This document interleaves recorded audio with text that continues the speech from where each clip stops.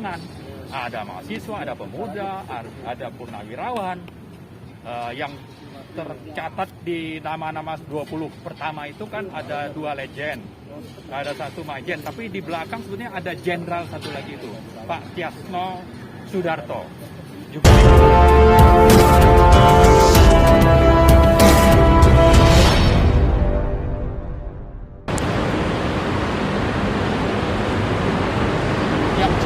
yang lebih oke saja Anda kan nyatakan tidak mengikuti konstitusi, apalagi yang ini, yang undang-undang IKN ini.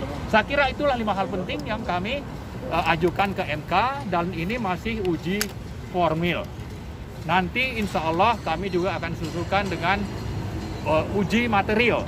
Salah satunya bicara bagaimana bisa presiden itu mengangkat dan memberhentikan kepala daerah setingkat provinsi seperti IKN tersebut, ya, tanpa mengikuti pasal 18 Undang-Undang Dasar 1945, ya. Lalu nanti detailnya juga diatur di dalam PP maupun Perpres, tidak diatur dengan DPR dalam proses pembentukan undang-undang. Jadi sangat banyak masalah sebetulnya, tapi prinsipnya bahwa kami melakukan ini, kami tidak ada kepentingan politik, ya. Kecuali bahwa ini untuk kepentingan politik, kepentingan publik rakyat Indonesia secara menyeluruh dan kedaulatan negara. Saya kira itu mungkin secara garis besar. Pak, tadi kan Bapak bilang belum urgent ya Pak, maksudnya ya Pak ya? Ya. Tapi kan alasan mereka kan mau pindahin IKN ke Kalimantan karena Jakarta sudah banjir, macet dan lain itu. Bagaimana Pak tanggapannya Pak? Kalau bicara banjir, di mana-mana juga banjir. Barusan juga di tempat yang akan dibangun itu banjir. Apalagi di sekelilingnya hutan terus ditebangin, pasti banjir juga itu. Lebih menderita mungkin ya. Kenapa ini tidak diberesin saja? Udah tahu negara miskin, Anda tahu utang kita itu sudah 7.000 triliun. 7.000 triliun itu banyak. Bayar bunga utang saja tahun ini, bunganya ya, bukan pokoknya, itu 400 triliun. Sementara APBN-nya itu sekitar 2.600 triliun. Begitu banyaknya uang untuk bayar utang. Nah, membangun IKN ini itu dengan utang gitu. Belum lagi kalau nanti katanya mau ada menjuali aset-aset punya negara di sini. Ini aturannya tidak jelas, diserahkan kepada penguasa, tukar guling dengan siapa, nanti oligarki akan bermain. Ya. Ya, mungkin itu. Pak, tadi berkasnya diterima siapa Pak? Berkasnya bagian administrasi. Oh, nggak ditemui oleh ini Pak? Oh, enggak lah. Enggak oleh hakim maksudnya. Enggak. Ketua. Enggak.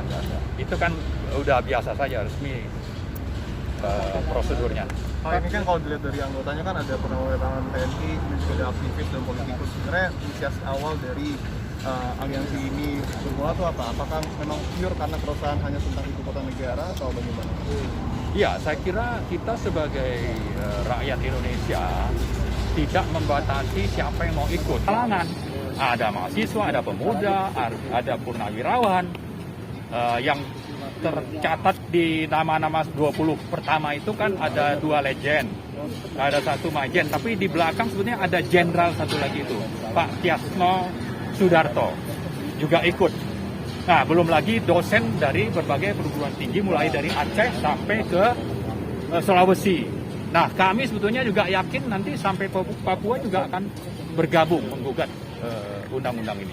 Pak, menurut Bapak undang-undang apa itu yang bertolak belakang undang-undang IKN ini? Ya, salah satunya tadi kan saya sebutkan. Tapi yang lebih penting juga adalah proses penganggaran. Ya. Kalau kita melihat di DPR itu, dalam menyusun APBN, DPR dengan pemerintah begitu detail untuk membahas satu mata anggaran yang mungkin nilainya cuma 1-2 triliun. Sementara ini tidak lagi secara detail dibahas ya rencananya itu dengan DPR. Kenapa? Karena nanti akan diatur dalam PP atau Perpres. Dan melibatkan siapa? Tidak ada lagi partisipasi DPR misalnya. Nah, bagaimana bisa itu yang saya sebut tadi? Namanya Menteri Keuangan, ini kan untuk kepentingan ekonomi dan kesehatan masyarakat. Kok dipakai? Oh ya, itu salah. Nanti kita pakai dari anggaran yang ada di PUPR. Nah, seperti itu. Ini kan perencanaannya tidak berkesinambungan seperti yang saya sebutkan di poin 1 tadi. Nanti harapannya seperti undang-undang Ciptaker nantinya Pak. Kalau Ciptaker itu kan hakim-hakim MK-nya juga bermasalah, ya kan? Mungkin kena oligarki juga itu. Kenapa? Karena kalau dibilang inkonstitusional, otomatis nggak ada kata-kata tambahan lagi, silakan perbaiki 2 tahun. Kalau sudah dianggap melanggar konstitusi, ya udah melanggar gitu, harusnya ditolak. Nah, tapi yang ini, karena proses partisipasi publiknya tidak jelas, dan berbagai alasan yang saya sebutkan tadi, mestinya tidak ada kata-kata yang seperti terjadi pada Undang-Undang Ciptaker tadi itu. Otomatis ini tolak. Ya, ini harapan kita dan rakyat harus sadar ya. Ini yang saya sangat tekankan adalah kejahatan konspirasi menyeludupkan aturan esensial strategis ke dalam PP, ke dalam Perpres. Itu yang ada dalam undang-undang ini dan ini harus kita persoalkan terus. Ini bukan cara penyelenggaraan negara yang mengikuti prinsip good governance. Ini melanggar tata krama, ya, melanggar prinsip-prinsip moral, melanggar Pancasila dan Undang-Undang Dasar. Seperti itu. Ya.